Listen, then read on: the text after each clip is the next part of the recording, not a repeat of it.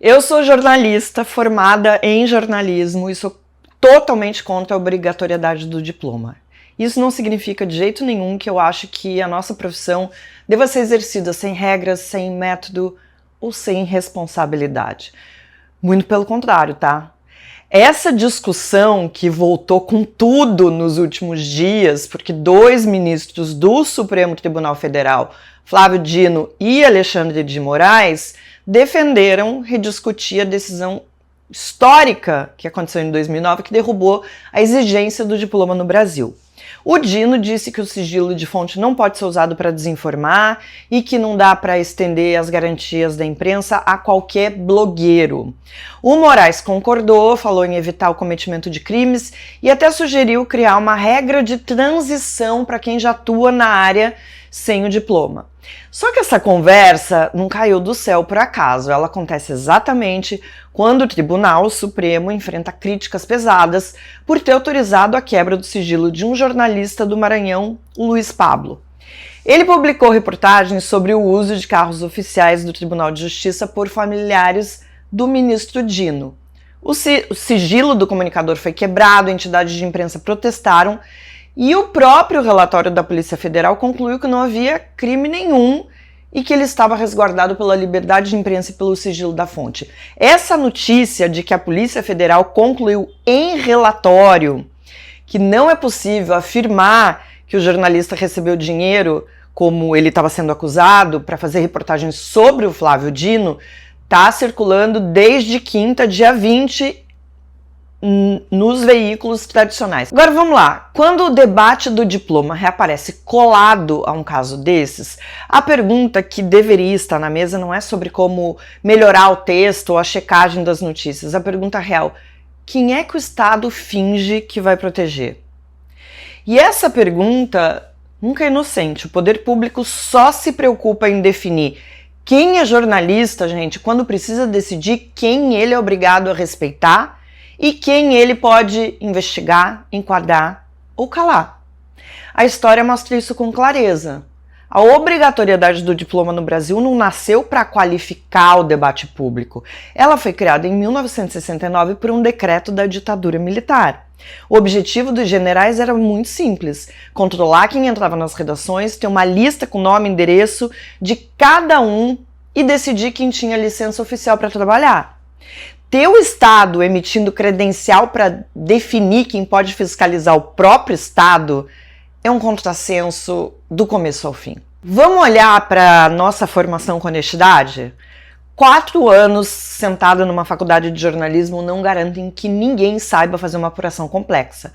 O curso tradicional de jornalismo ensina técnicas básicas de redação, muita teoria acadêmica, mas o mundo real exige um nível de especialização que a graduação em comunicação não entrega.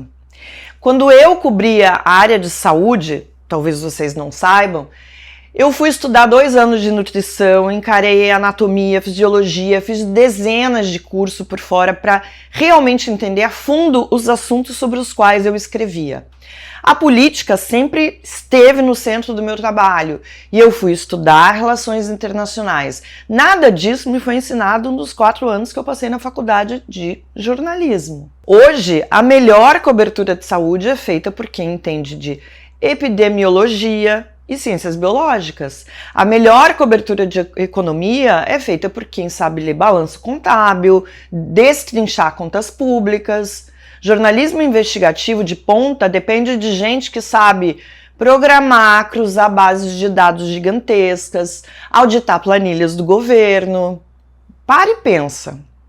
Nos países desenvolvidos, o caminho é quase sempre o oposto do nosso. As pessoas fazem uma graduação sólida em direito, economia, ciência política, história, estatística, aprendem o ofício do jornalismo na prática ou numa especialização. Então, vamos falar uma coisa que deveria ser óbvia: defender que o diploma não seja obrigatório não é defender menos qualificação, é defender que pessoas mais qualificadas em diferentes áreas possam oxigenar as redações e aprofundar a apuração.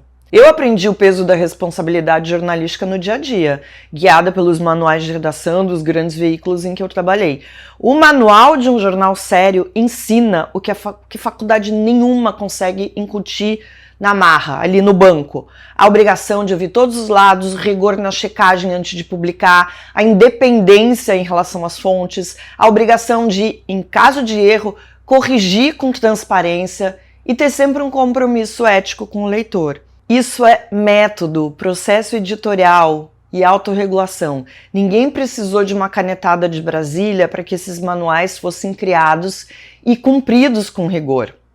Eu sei que no meio dessa polarização, infelizmente, o que a gente vê é que as pessoas não estão interessadas na verdade. Elas querem a notícia que confirma as suas crenças, o que ela acredita, a sua ideologia. Nada que manche a reputação do lado que ela defende. Vocês podem não acreditar, porque só acreditam no que querem, mas para um jornalista sério, comprometido com a profissão, errar uma informação é motivo de decepção, de tristeza, de autoflagelo.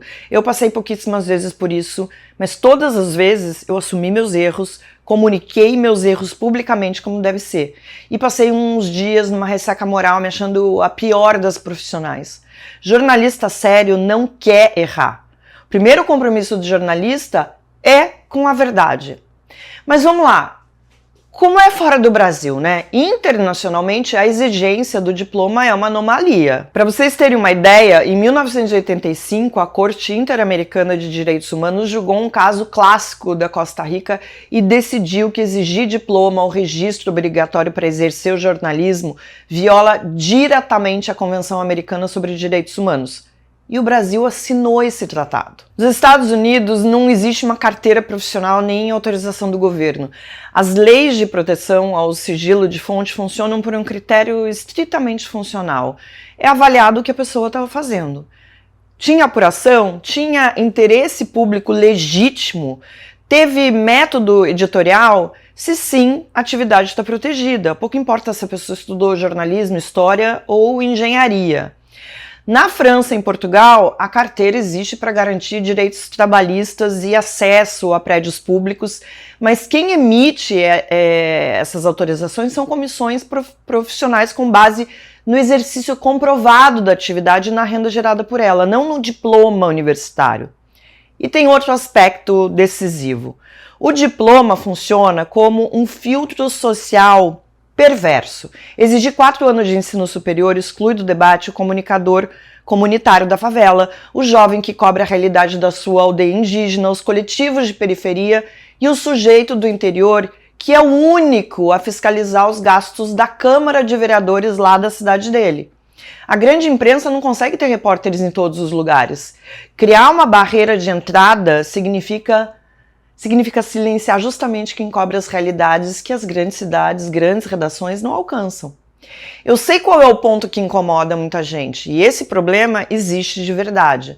Há pessoas que usam o rótulo de jornalista ou criam blogs para chantagear políticos, espalhar difamações ou cometer crimes. Isso é real e não dá para varrer para debaixo do tapete. Só que diploma nunca foi atestado de caráter. A história da imprensa está repleta de fraudes, reportagens plantadas, escândalos cometidos por profissionais diplomados. Chantagem, calúnia e extorsão não se combatem com o carimbo do Ministério da Educação, até rimou. Se combatem com o Código Penal e com a Justiça, gente. Quem comete crime responde nos tribunais com ou sem diploma. O que separa a reportagem séria do panfleto criminoso é o método, a existência de pauta, apuração, checagem, processo de edição e responsabilidade diante do público. A proteção da lei deve acompanhar o ato de fazer jornalismo e não a carteirinha que a pessoa carrega no bolso.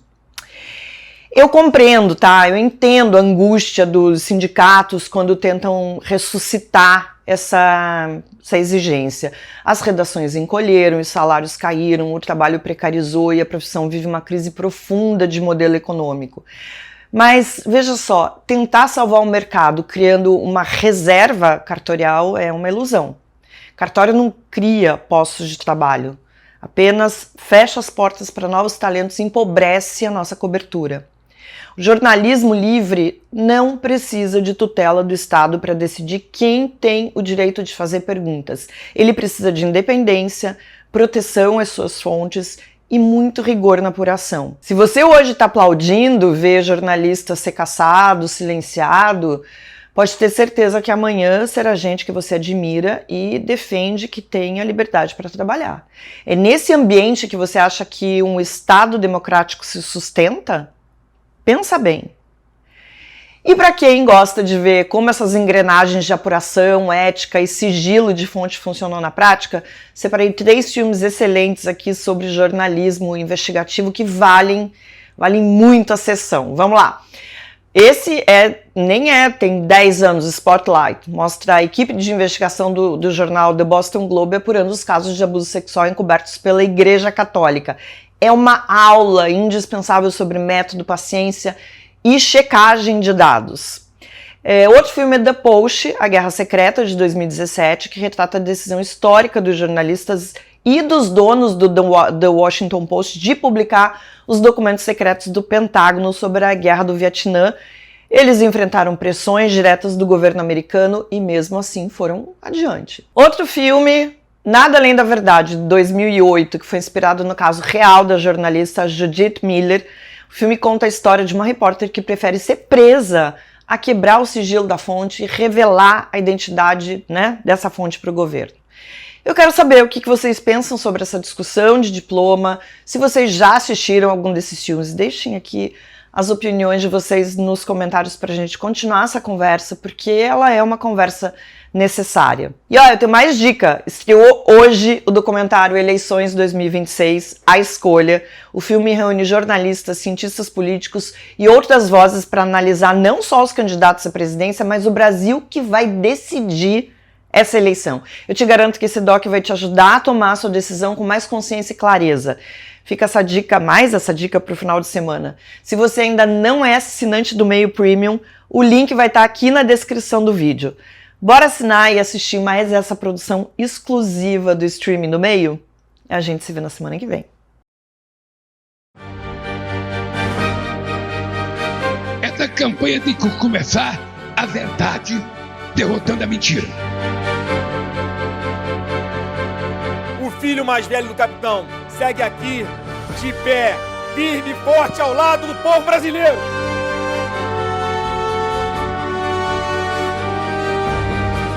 Os dois estão jogando o mesmo jogo, cada um preocupado com a sua eleição. Ninguém está preocupado com o Brasil. Tudo que dá certo nesse país parece que o PT não gosta. Nós não precisamos ser refém de um debate político construído entre um mongoloide como Flávio Bolsonaro e um cachaceiro senil como Lula.